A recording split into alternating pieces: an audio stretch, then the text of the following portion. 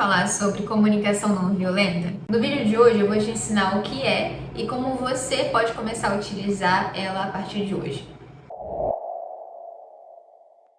Vamos começar então pela definição. O que é a comunicação não violenta, que a gente chama carinhosamente aí de CNV? É uma prática de linguagem que tem como objetivo gerar mais compreensão, empatia, ou seja, se colocar no lugar do outro, enxergar o lado do outro, e colaboração nas relações entre as pessoas.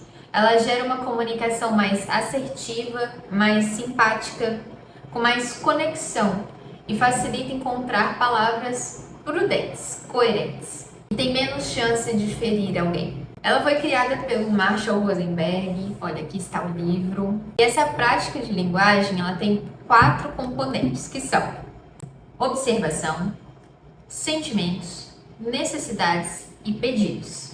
E eu vou explicar detalhadamente cada um deles. Mas antes a gente vai começar compreendendo um ponto muito importante. Vem ler essa frase que está no livro aqui junto comigo, ó.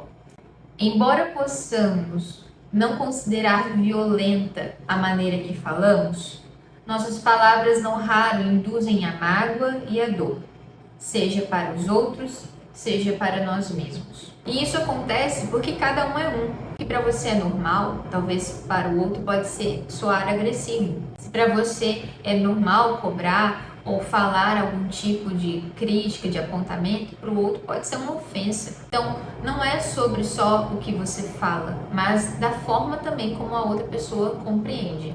E olha, importantíssimo, ter uma comunicação violenta não é só você gritar, xingar ou ser agressivo.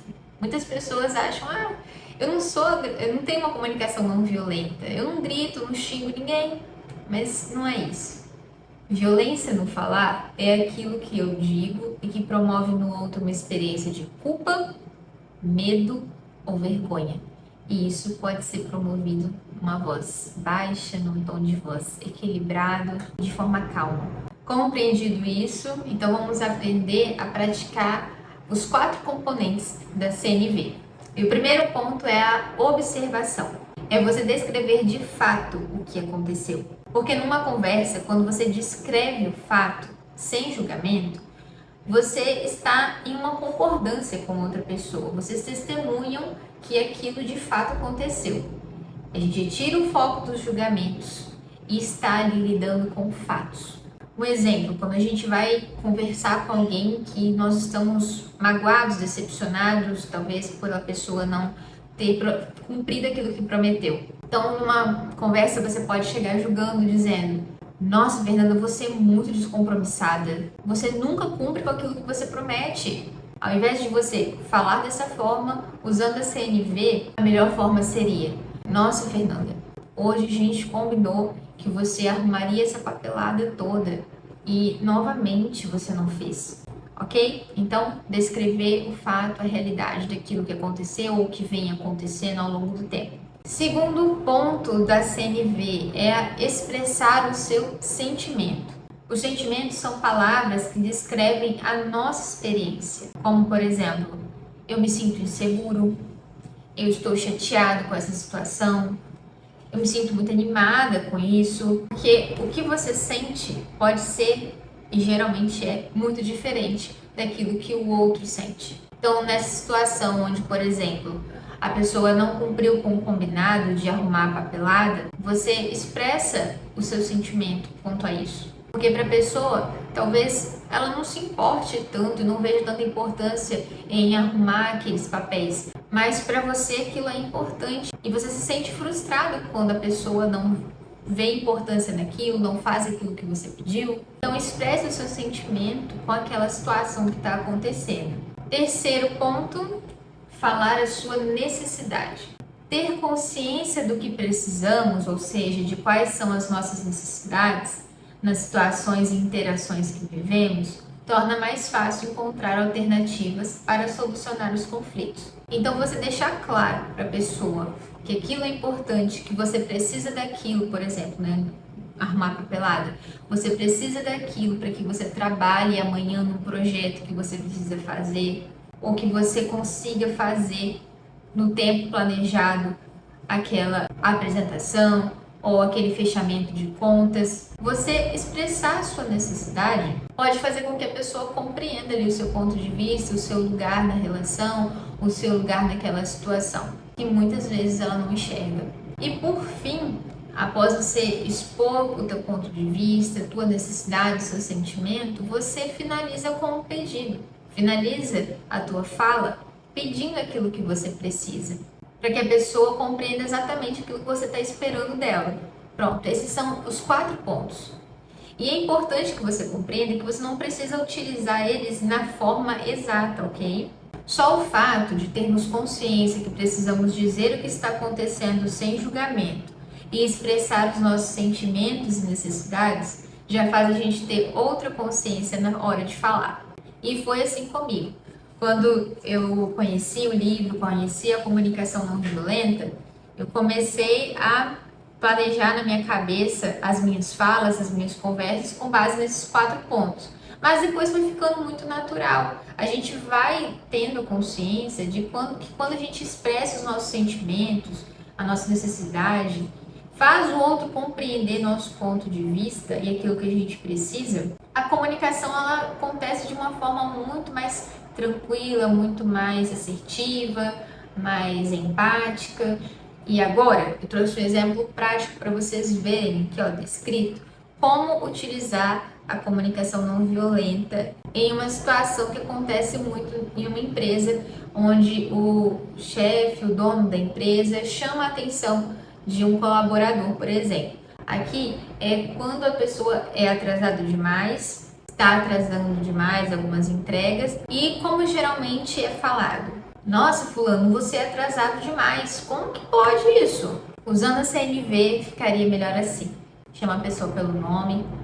João, precisamos conversar sobre os atrasos nas entregas dos relatórios. Já é a 3ª vez que não foi entregue no prazo combinado. Então, ser específico. Fale o seu sentimento. Eu estou preocupado com isso. Isso afeta o andamento do trabalho da equipe, que precisa dos dados para as vendas. Precisamos garantir que os prazos sejam cumpridos para manter o bom andamento do nosso trabalho. O bom andamento do trabalho depende de você. Depende dos relatórios serem entregues no prazo determinado.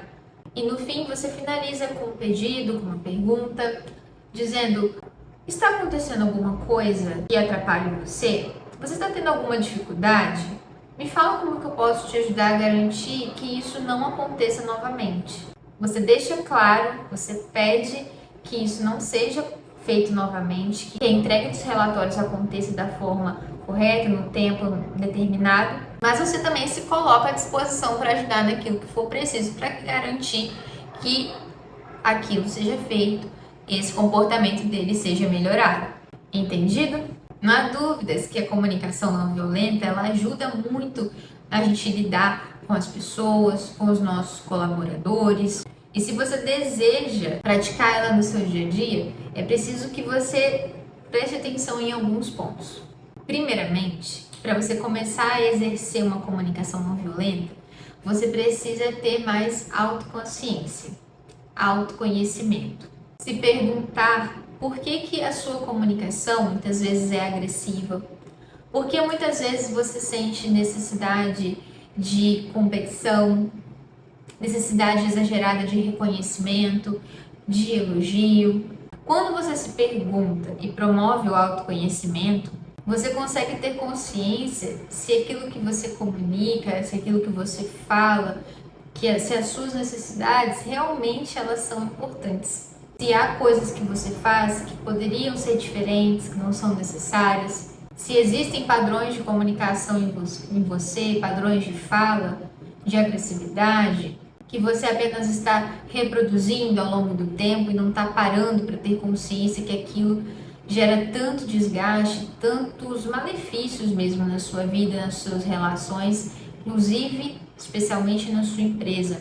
Depois, outro ponto fundamental para você exercer a CNV, você ter empatia. Você também saber se colocar no lugar do outro, saber ouvir a versão do outro, saber entender por que ele está agindo daquela forma, porque ele fez determinada coisa, Porque só o fato de você parar e ter empatia, se colocando no lugar do outro, talvez tentando pressupor por que ele teve determinada atitude, tal comportamento, só aí, quando você para refletir, você às vezes nem fala nada, você já vai compreender.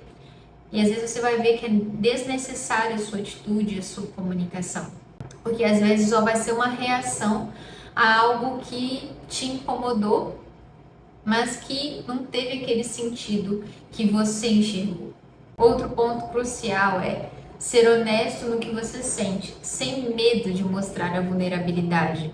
Todos nós temos certo grau de medo de mostrar vulnerabilidade, de mostrar nossos medos, demonstrar que sejamos fracos de alguma forma, especialmente os homens. Como eles têm dificuldade de demonstrar os sentimentos.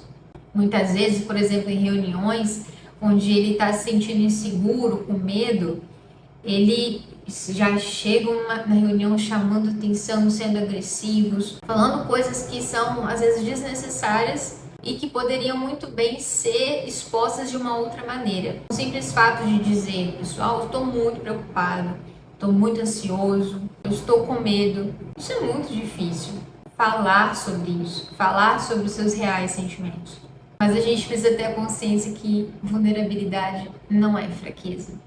E isso muitas vezes nos conecta mais com as pessoas, principalmente com o time, que entende o seu ponto de vista, entende aquilo que você está sentindo e está falando. Quando trazemos o que é importante para nós, é mais fácil para outra pessoa compreender a nossa intenção ao fazer o pedido. E para finalizar, uma das coisas mais importantes. Quando você estiver no meio de uma discussão, no meio de uma conversa difícil, momento de estresse, de raiva, pratique a pausa restauradora. E o que é essa pausa restauradora?